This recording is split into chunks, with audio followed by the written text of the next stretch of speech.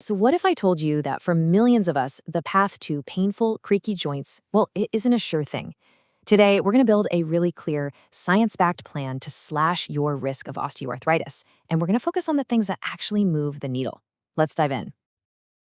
We got this fantastic question from a viewer, and it really hits on a fear that so many of us have.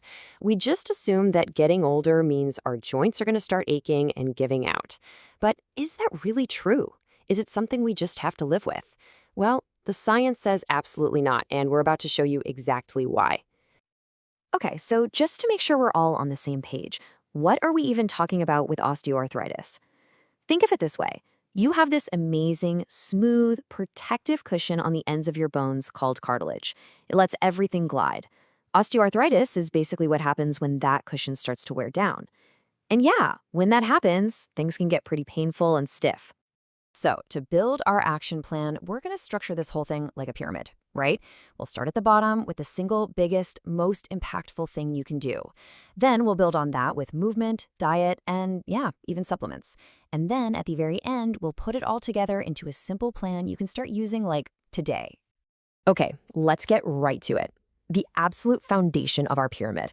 This is the one factor that honestly doesn't get talked about enough, but it gives you the biggest bang for your buck when it comes to preventing osteoarthritis, and that is managing your body weight. Now, this is where the physics of it all gets kind of mind-blowing. See, it's not a one-to-one thing. For every single extra kilogram you're carrying around, your knees have to deal with 4 kilograms of extra force every single step. Just think about that.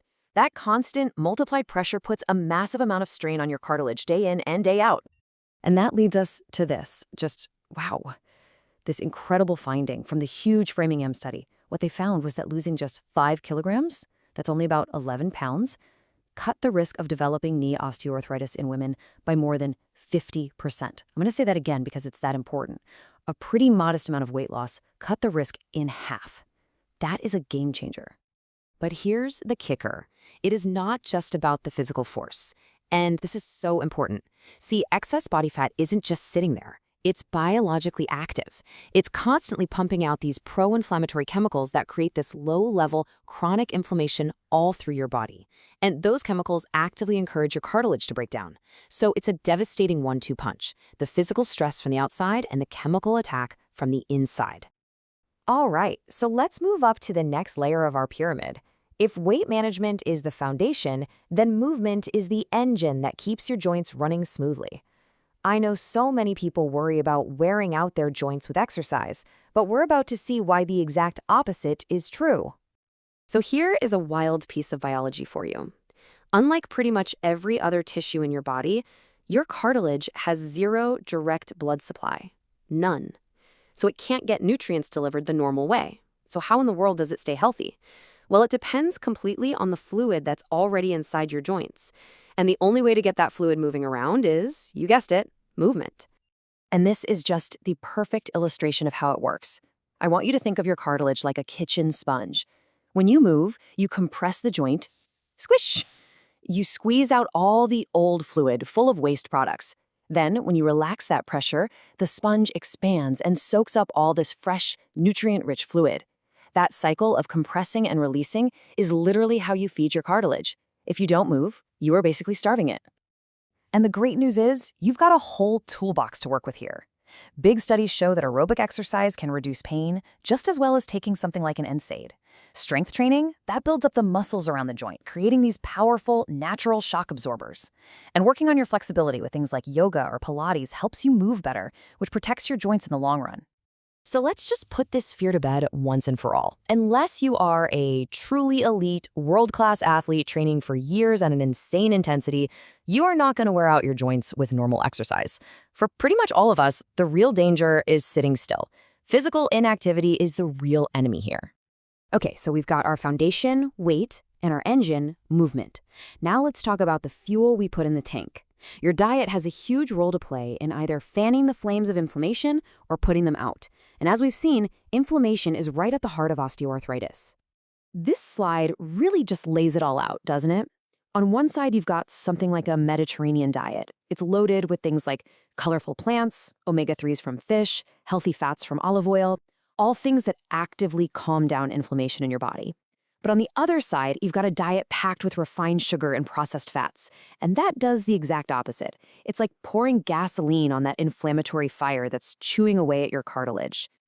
All right, now we're at the very top of our pyramid, supplements. And it's so important to think of these as boosters, right? They're not magic bullets. They can definitely help, but only if they're sitting on top of that strong foundation of lifestyle stuff that we've already talked about.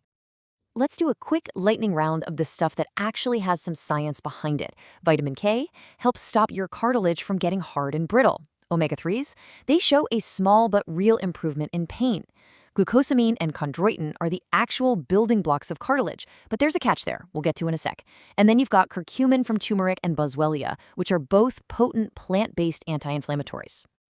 So why is the research on glucosamine so all over the place? This slide right here is the answer. It all comes down to the type. The studies that actually showed it worked pretty much all used a specific form, pharmaceutical-grade glucosamine sulfate. A ton of the cheaper stuff you see on the shelves uses the hydrochloride form, which just doesn't have the same evidence. The takeaway is simple. Formulation really, really matters. So, we've walked through all 4 key levels of keeping your joints healthy. Now, let's bring it all home and put it together in one simple, easy-to-remember action plan.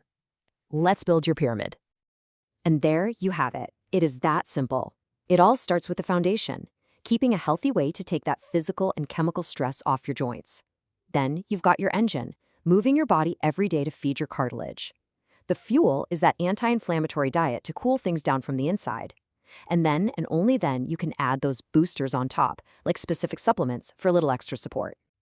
Look, osteoarthritis is not just some random thing that happens to you. It's a condition that is heavily, heavily influenced by the choices we make every day. We've laid out the plan, we've built the pyramid. Your joints are literally designed for a lifetime of movement. So the only real question left is, what's your first step going to be?